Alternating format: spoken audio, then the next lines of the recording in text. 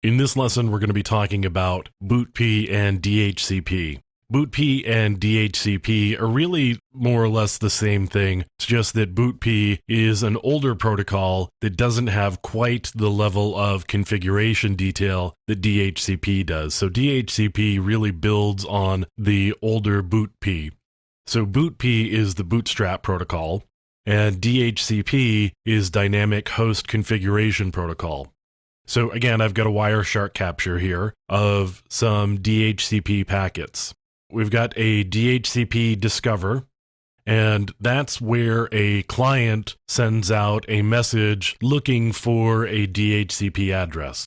Now, you'll notice here that DHCP uses UDP as its transport protocol. And you'll also notice that we've got a source port and a destination port here, where the source port is the BootP client port and the destination is the BootP server port. So 67 is the BootP server port and 68 is the BootP client port. The client is going to be expecting communication back on port 68, and of course it's sending to the server on port 67. It's using UDP primarily because it may not actually have an IP address and we can't necessarily establish a connection with a server. So what we're going to do is just send out this message and we're going to negotiate an IP address, and that'll all be done via UDP. So you can actually see here the source address for the message is all zeros because we don't actually have an IP address yet. So we're just going to send all zeros. And of course, the destination here is a broadcast message. So we're sending it out to everybody. Now we've got the bootstrap protocol. This is all of the messages that are involved in doing a DHCP discover. We've actually got no flags set here. And we don't know what our IP address is, and we don't have a relay agent or a next server IP. And the option here is a DHCP message type of DHCP discover, and we're looking for a client identifier.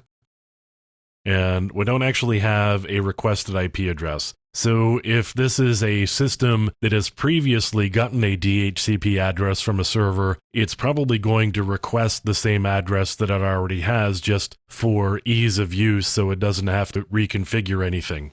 And periodically, of course, these systems will send DHCP messages back out to renew the lease on the address that it's got. And we'll take a look at that renewal in a little bit.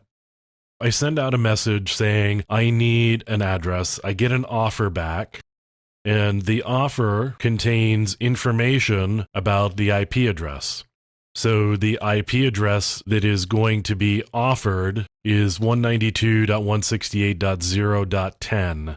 And the DHCP server you can see here is 192.168.0.1. And we can see it's a DHCP offer. I scroll down a little bit here. It's providing me my subnet mask, so 255.255.255.0. The renewal time value is 30 minutes, and you can see the lease time is 1 hour. So the renewal time is going to be half of the lease time. So in half of the time that you're provided a lease for, you have to go renew that lease and make sure that you can still have that IP address. And you can see here the DHCP server identifier. Now what I'm going to do is I'm going to acknowledge the offer that was made. So I'm replying to the server. So this is the server, .10, and this is me now with the .1. So I'm going to reply to the server after configuring myself here. And I'm going to say, yes, I will take that IP address.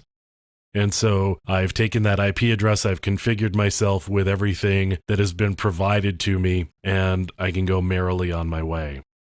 Now on the server side, I've got a configuration file up here for a DHCP server. There's actually a lot of different things that I can set on the DHCP server side that would be provided to the client.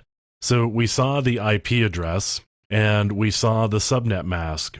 So at the top of the file here, you can see where it says start and end. That would be the IP addresses that we could use to hand out to clients who were interested in getting a DHCP address. So we've got the number of addresses we can use. And down here, we've got the amount of time. All of the lease times and the renewal times are all configurable. So I could do something longer than an hour. If my network is pretty stable and I don't have a lot of movement on it, I may want to offer leases of a much longer time than an hour. I could offer on the order of days, and that would keep traffic flow to my DHCP server at a minimum. So I'm not having clients constantly requesting lease updates. So I'm going to keep a lease file. You can see here there is a lease file. That allows me to be able to map MAC addresses to IP addresses, so I can make sure if a particular MAC address asks for an IP address and it doesn't remember the IP address that it previously had, I can just give them that IP address again and then I don't have to make any changes. So I can have a lot of options here that I could configure. Pretty common ones here, there's a DNS option where I could specify the DNS servers. There is a subnet mask. There is a router option, so I can specify the default gateway, which would be required in most cases. There is a Wins server, so I could specify the Windows naming server that would be used in a Windows network. I can specify the domain name, so the default domain name. I could specify that. In this case, we're just going to say it's local. And there's the lease time. 10 days of seconds is 864,000 seconds. And you can see some other options that are here as well. So there's a log server, a cookie server, a domain, a swap server, time server. Time servers are sometimes helpful if you want to be able to set a particular time server so everybody is syncing to the same time server and they all have the same time. So you can see there's a lot of configuration possibilities with DHCP, and we've looked at just a few of them, but that's how BootP and the DHCP protocols work.